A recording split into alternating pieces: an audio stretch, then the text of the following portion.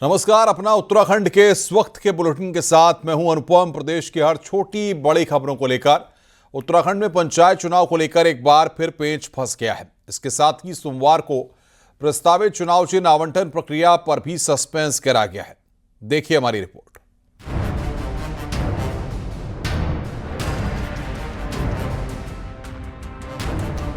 23 जून से शुरू हुई पंचायत चुनाव की प्रक्रिया एक बार फिर विवादों में आ गई है। पहले नियमावली पर कोर्ट की रोक लगी और राज्य के इतिहास में पहली बार चुनाव प्रक्रिया बीच में रोकनी पड़ी। 3 दिन बाद स्टे हटा तो प्रक्रिया दोबारा शुरू तो हुई, लेकिन अब एक और कानूनी पेंच ने हालात जटिल बना दिए हैं। इस बार मामला उन वोटर्स को लेकर है जिनके नाम दो निर्वाचन क्षेत्रों की वोटर लिस्ट में दर्ज है। आयोग ने ऐसे लोगों को मतदान और चुनाव लड़ने के लिए वैध माना था, लेकिन कोर्ट ने इस आदेश को खारिज करते हुए दोहरी लिस्ट वाले मतदाताओं को अमान्य करार दिया है। अब बड़ा सवाल ये है कि क्या ऐसे उम्मीदवारों का नामांकन रद्द होगा? आयोग खुद असमंजस में है। उसका कहना है कि कोर्ट का आदेश स्पष्ट नहीं है, इसलिए वो स्पष्टीकरण के लिए फिर से कोर्ट की शरण में गया है। ऑनरेबल कोर्ट के आदेश के क्रम में अभी यह स्पष्ट नहीं हो पा रहा है कि जो वर्तमान में चुनाव की कार्रवाई जो चल रही थी, निर्वाचन की कार्रवाई जो चल रही थी, उस पर किस प्रकार से इसका प्रभाव पड़ने वाला है। तो उसको जो है क्लैरिफाई करने के लिए जो है हमने अपने अधिवक्ता को कहा है।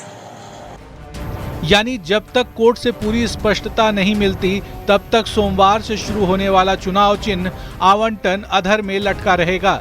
इस पर सियासत भी तेज हो गई है।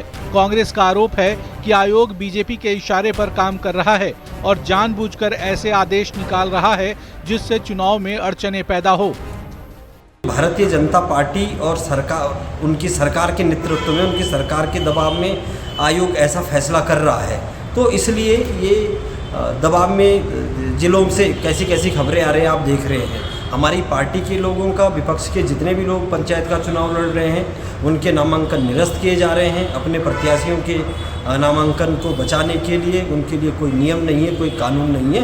कांग्रेस पार्टी जब जब चुनाव में हारती है या हार की ओर आगे बढ़ती है, तब तब वो कभी चुनाव आयोग पर आरोप लगाती है, कभी माननीय न्यायालयों पर आरोप लगाती है। पॉलिटिकल पार्टियों पर आरोप लगाना तो उनके लिए एक आम बात हो गई है।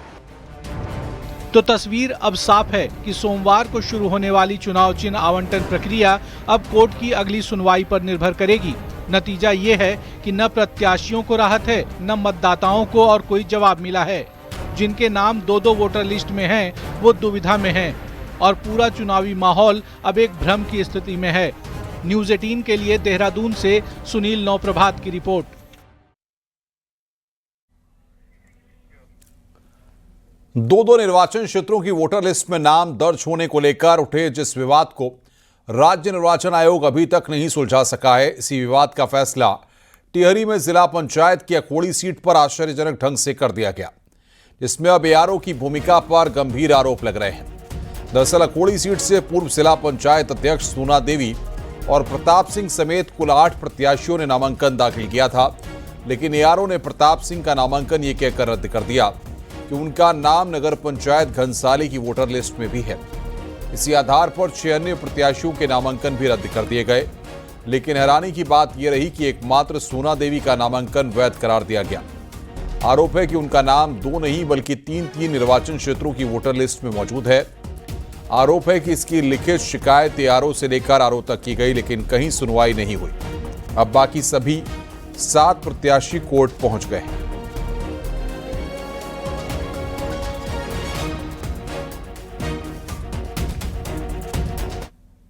मुख्यमंत्री पुष्कर धामी के आदेश पर ऑपरेशन कालनेमी के तहत ताबड़तोड़ कार्रवाई हो रही है।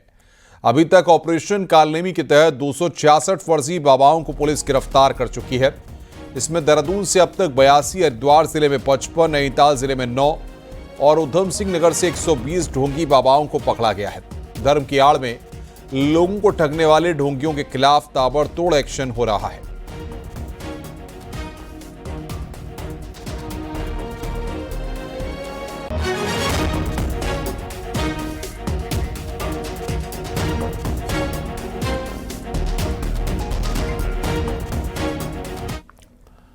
कालनेमी ऑपरेशन के तीसरे दिन देहरादून में 34 ढोंगी बाबा गिरफ्तार किए गए हैं। 3 दिनों में देहरादून में 82 ढोंगी बाबा गिरफ्तार किए गए। पूरे राज्य में फर्जी बाबाओं के खिलाफ ऑपरेशन कालनेमी जारी है। तो देहरादून में लगातार 3 दिन में 82 ढोंगी बाबा गिरफ्तार किए गए हैं। ऑपरेशन कालनेमी के तहत यह ताबड़तोड़ कार्रवाई की गई है।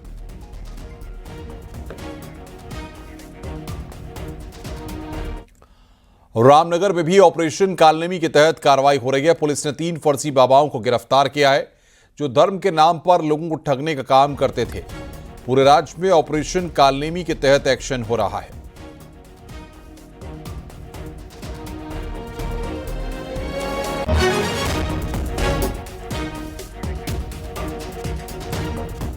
देहरादून में सीएम पुष्कर सिंह धामी को सम्मानित किया गया। पूरे प्रदेश में भ्रष्टाचार के खिलाफ हो रहे एक्शन को लेकर सामाजिक संस्थाओं ने सीएम धामी का सम्मान किया। इस दौरान सीएम धामी ने एक बार फिर से कहा कि भ्रष्टाचार करने वाला चाहे कितना ही बड़े पद पर क्यों ना हो, उसके खिलाफ कार्रवाई जरूर होगी।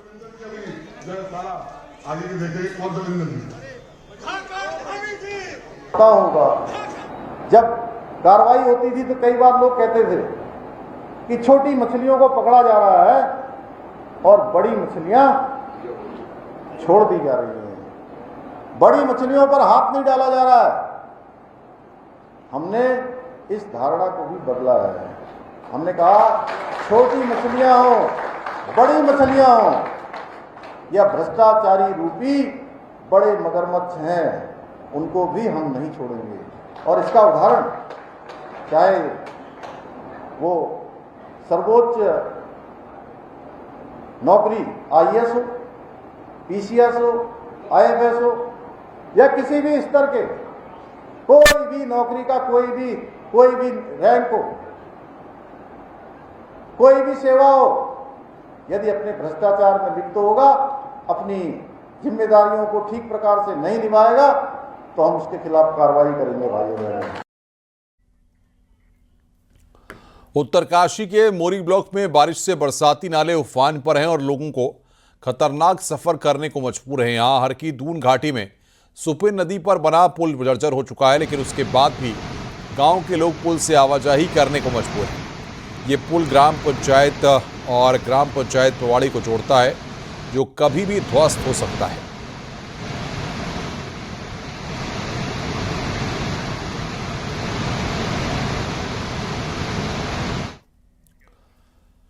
रुद्रप्रयाग के दूरस्थ गांव तोशी में पहाड़ी नदी के ऊपर लोगों ने जुगाड़ पुल बनाया। नदी के ऊपर एक पेड़ को आर पार डाल दिया गया।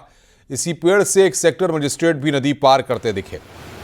इस पेड़ से नदी पार करना किसी चुनौती से कम नहीं है, लेकिन रोजाना गांव के लोग इसी तरह इस नदी को पार करते हैं। आपको बता दें कि सेक्टर मजिस्ट्रेट पंचायत चुनाव के लिए गाँव में पहुंचे थे। Sector magistrate sir.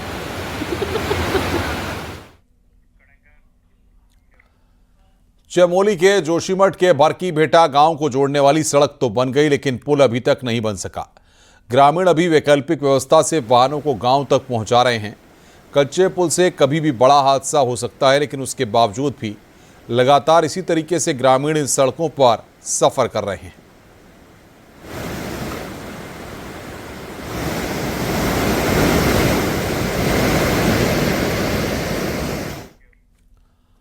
बारिश के मौसम में देहरादून में नदियों के किनारे इन दिनों कुछ अलग ही नजारा देखने को मिल रहा है।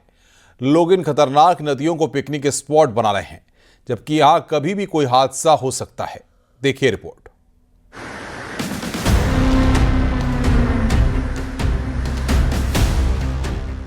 ये तस्वीरें देहरादून की सांग नदी की है, जो हर साल बरसात में अपना रौद्र रूप दिखाती है। कुछ दिन पहले तेज बारिश के बाद नदी का बहाव इतना तेज था कि कई गाड़ियां तक बह गई थी। फिर एसडीआरएफ को मौके पर रेस्क्यू ऑपरेशन तक चलाना पड़ा, लेकिन इसके बावजूद लोग यहां पर मौज मस्ती के लिए पहुंच रहे हैं। ऐसा ना कि रिस्क तो होगा ही, हर जगह होगा, बट मजे करने आना ही पड़ता है। और जगह के हिसाब से जहाँ पर पानी कम है वहाँ ना है, और क्या। काफ़ी अच्छा नेचर है, यहाँ का वेदर भी काफ़ी अच्छा रहता है, गर्मी कम रहती है, और यहाँ घूमने के लिए काफ़ी जगह हैं। तो रहता है रेनी सीज़न है तो फिर फ्लो वगैरह इतना ज़्यादा है, लेकिन हम देख के नहाते हैं, कहीं फ्लो कम है तो उस जगह से किनारे पे नहाना चाहिए। हालांकि प्रशासन की तरफ से चेतावनी जारी की जा चुकी है, लेकिन नतीजा वही ढाक के 3 पार। न पुलिस की अपील का असर हो रहा है, न ही चेतावनियों का। जब भारी बारिश आती है और लगातार हमारा जो अनाउंसमेंट सिस्टम है, जहाँ पर जलस्तर बढ़ रहा है, खासकर पिकनिक स्पॉट्स भी ऐसे बहुत हैं जहाँ से नदी नालों किनारे लोग आवासीय रूप से रह भी रहे हैं या घूमने जाते हैं, उनको भी लगातार अनाउंसमेंट सिस्टम के माध्यम से अलर्ट किया जा रहा है। हर साल कई लोग इन नदियों में अपनी जान गंवा देते हैं। बावजूद इसके लोग इस रोमांच को खतरे की हद तक जीना चाहते हैं। सवाल ये है कि जब जान का जोखिम हो तो ऐसी मस्ती किस काम की। शांत दिखने वाली ये सौंग नदी कब विकराल रूप धारण कर ले, ये कुछ कहा नहीं जा सकता, क्योंकि बरसात का सीजन है और नदी में कई बार पहाड़ में जब बारिश होती है तो नदी विकराल रूप धारण कर लेती है और कई लोगों को अपनी चपेट में लेके भी यहाँ से बहा लेती है। पुलिस लगातार दावे करती है कि नदियों से दूर हम लोगों को करवाते हैं और अपील भी करती है लोगों से कि लोग नदियों के से दूर रहें, क्योंकि जान का खतरा इस समय सबसे ज़्यादा देखने को मिलता है। लेकिन आप देख सकते हैं तस्वीरों में कि अभी भी सैकड़ों की संख्या में देहरादून की सौंग नदी में लोग पहुंच रहे हैं और यहाँ पे मस्ती कर रहे हैं। सत्येंद्र बर्तवाल, न्यूज़ 18 देहरादून।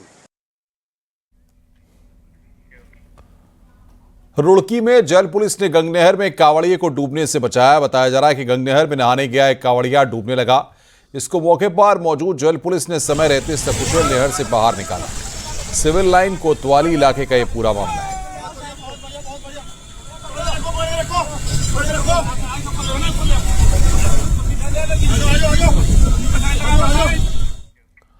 हरिद्वार में गंगा घाटों पर तैनात एसडीआरएफ के जवान गंगा में डूब रहे कांवड़ियों को बचाकर जीवन दान दे रहे हैं। रविवार को कांगड़ा घाट पर डूबने की अलग अलग घटनाओं में एसडीआरएफ के जवानों ने 2 कांवड़ियों को बचाया। हरियाणा के सोनीपत और यूपी के नोएडा से आए कांवड़िए अचानक पानी के तेज बहाव में बहते हुए डूबने लगे, जिस पर गंगा घाट पर तैनात एसडीआरएफ के जवानों ने राफ्ट बोट और लाइफ जैकेट के जरिए कांवड़ियों का रेस्क्यू कर उन्हें बाहर निकाला।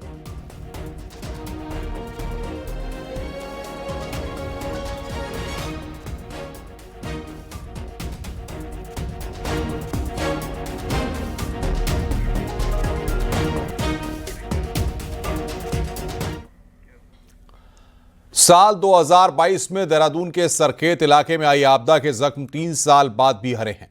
अब पंचायत चुनाव की सरगर्मियां हैं तो इलाके से प्रधान के लिए 3 दावेदार आगे आए हैं और लोग तीनों से ही नाराज चल रहे हैं।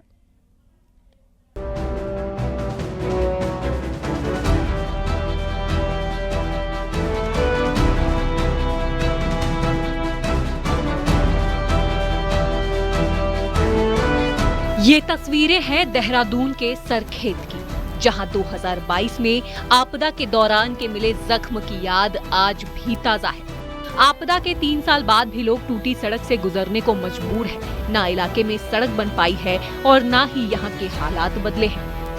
देहरादून के पास मालदेवता से करीब 5 किलोमीटर दूर सरखेत और सीतापुर गांव में 3 साल पहले बारिश कहर बनकर टूटी थी। आपदा के बाद जो लोग इस इलाके में रह रहे हैं, उनके लिए जख्म आज भी हरे हैं। राजधानी के करीब होने के बावजूद गांव के मूलभूत सुविधाएं आज भी कोसों दूर हैं, जबकि मसूरी और रायपुर 2-2 विधानसभाओं से जुड़े इस गांव के लोग हैं। गांव के प्रधान से तो लोगों को ना के बराबर की उम्मीद है।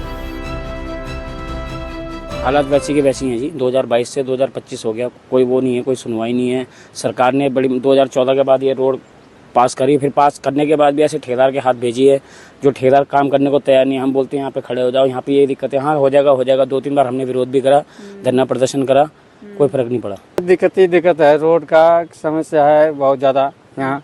एक तो यहाँ पे म्यूजिक नहीं चलते, स्कूल के बच्चे लोग के बहुत परेशानियाँ होती है ये आने जाने में, यही बहुत ज़्यादा परेशानी है यहाँ। तो अभी मुद्दे क्या है इस इलाके में, क्या समस्या है? जो प्रधान है उठ रहे चुनाव के अभी तो प्रधान अभी बनेंगे तब देखते हैं क्या करते हैं क्या नहीं करते। वो भी पुराने वालों ने नहीं किया, पुराने वाले कहाँ किए। वहीं पंचायत चुनाव की सरगर्मियों के बीच प्रधान पद पर 3 दावेदार मैदान में हैं और सबकी लाइन एक ही है, गांव में सड़क लाकर रहेंगे। वैसे ये सिर्फ एक गांव का हाल नहीं, आपदाग्रस्त क्षेत्रों में स्थिति कमोबेश ऐसी ही है, जहां अब लोगों में जनप्रतिनिधियों से कोई उम्मीद नहीं रही। भारती सकलानी उनियाल, न्यूज़ 18 देहरादून।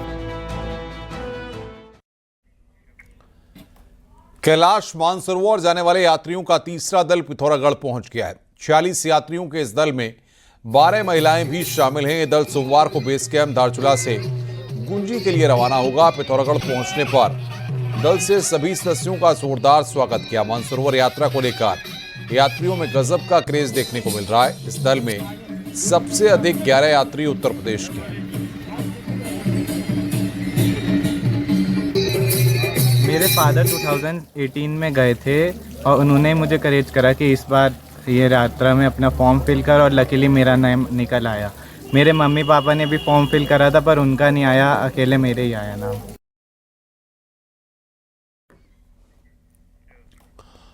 उत्तराखंड में एक जनजाति ऐसी भी है जिसकी तादाद बहुत कम है। वनराजी जनजाति दुनिया की उन जनजातियों में शुमार है जिन्हें विलुप्त होने से बचाने की कई कोशिशें हो रही हैं, लेकिन पंचायत चुनाव में इस जनजाति को कोई भी प्रतिनिधित्व मिल पाना संभव नहीं दिख रहा।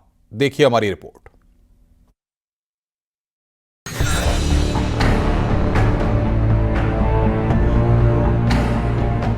उत्तराखंड में हो रहे पंचायत चुनाव में हर तबका मैदान में है, लेकिन वनराजी जनजाति के लिए सीट रिजर्व होने के बाद भी उसे पंचायती राज में कोई मौका नहीं मिल रहा है। असल में डीडीहाट के खेतार कन्याल गांव की ग्राम प्रधान सीट एसटी महिला के लिए रिजर्व है। बावजूद इसके वनराजी जनजाति से कोई महिला कैंडिडेट नहीं मिली। असल में पंचायत चुनाव में रिजर्व कैटेगरी के लिए 8वीं पास जरूरी है, लेकिन वनराजी जनजाति में 8वीं पास महिला खोजना भी नामुमकिन हो गया। नतीजा ये है कि खेतार कन्याल गांव में ग्राम प्रधान के लिए कोई नामांकन ही नहीं हो पाया। नहीं मिली क्योंकि अभी कुटा चौरानी का पूरा राजी जनजाति का है, 32 लगभग परिवार है वहाँ पर महिलाओं की सीट आई हुई है, यानी कि राजी जनजाति की महिला सीट आई हुई है। खेतार कन्याल गांव की आबादी 920 है, जिसमें 478 महिलाएं हैं। उत्तराखंड में वनराजी जनजाति सबसे अधिक पिथौरागढ़ में रहती है। धारचूला, डीडीहाट और कनाली छीना में ये जनजाति अपने वजूद के लिए लगातार जद्दोजहद कर रही है। धारचूला की किमखोला ग्राम सभा में भी वनराजी जनजाति के नरेंद्र ने मैदान में उतरने की कोशिश की, लेकिन उसका भी नामांकन रद्द हो गया। ऐसे में साफ है कि जहां हर वर्ग गांव की सरकार का भले ही हिस्सेदार होगा, लेकिन वनराजी जनजाति इस हिस्सेदारी में दूर दूर तक कहीं नजर नहीं आएगी। आप चुनाव लड़ो, हम तुम्हारे साथ हैं, पूरे गांव वालों का यही कहना है। इसलिए धारचूला में हमारे कागजों पर कुछ आपत्ति हमारे अदर लोगों ने आपत्ति लगाई थी, वो आपत्ति हमारी धारचूला में नहीं सुनी गई, इसलिए हमें डीएम साहब के पास आया था, यहाँ से भी नहीं हो पाया। इससे मांगा जाएगा कि किस जनपद में कितने पद रिक्त है। रिक्त पदों की सूचना तो जनपद से भेजी जाएगी, उसके बाद राज्य निर्वाचन आयोग जहाँ पर जगह खाली रहेगी उसकी अधिसूचना जारी करेगा, उसके बाद वो निर्वाचन संपन्न कराया जाएगा। वनराजी जनजाति की जनसंख्या सिर्फ 1279 है। इस जनजाति की उम्र भी काफी कम होती है। ऐसे में इस जनजाति को बचाने के लिए कई कोशिशें हो रही हैं। बावजूद इसके चुनाव में इसकी हिस्सेदारी 0 है। ऐसे में सवाल ये भी उठ रहा है कि पंचायत चुनाव में दुर्लभ जनजाति के लिए भी क्या वही नियम होने चाहिए जो आम लोगों के लिए हैं, या फिर उनकी दुर्लभता को देखते हुए नियमों में बदलाव जरूरी है। न्यूज़ 18 के लिए पिथौरागढ़ से विजय वर्धन उप्रेती की रिपोर्ट।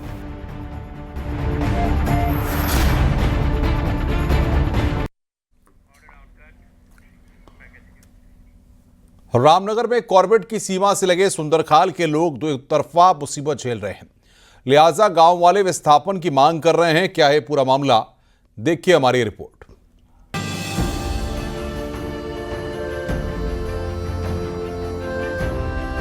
साल 1971 में गढ़वाल से भूमिहीन अनुसूचित जाति के 80 परिवार सुंदरखाल आकर बस गए। कोसी नदी से लगी इस भूमि को इन्होंने अपनी मेहनत से सींचा और यहाँ अपने गुजारे लायक खेती करने लगे, लेकिन कॉर्बेट में बढ़ते बाग और कोसी नदी से हो रहे नुकसान ने अब इन्हें तोड़ दिया है। अब ग्रामीण विस्थापन करने की मांग कर रहे हैं।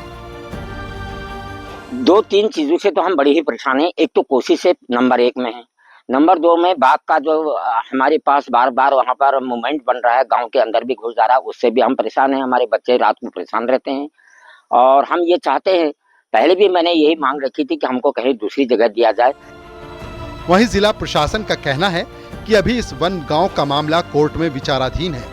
कोर्ट के फैसले के बाद गांव के विस्थापन के बारे में बातचीत की जाएगी। दरअसल हाई कोर्ट ने इन्हें अतिक्रमणकारी बताया था, जिसके बाद से ये मामला सुप्रीम कोर्ट में लंबित है। अभी आपदा से सुरक्षा के लिए तात्कालिक रूप से कुछ धनराशि वन विभाग रामनगर को दी गई है, जिसमें वो चैनलाइजेशन नदी के किनारे करा रहे हैं, ताकि कोई भी ऐसा जो जनहानि है वो उसकी संभावना ना बने। और उसका जो लॉन्ग टर्म समाधान है वो माननीय न्यायालय में अभी वन विभाग अपना पक्ष रख रहा है, उसके अनुसार ही हम लोग उसको टेकअप करेंगे। बाढ़ और बाढ़ के खतरे से परेशान लोग मानक के हिसाब से विस्थापन की मांग कर रहे हैं, ताकि उनकी समस्याओं का समाधान हो सके। न्यूज़ 18 के लिए रामनगर से गोविंद पाटनी की रिपोर्ट।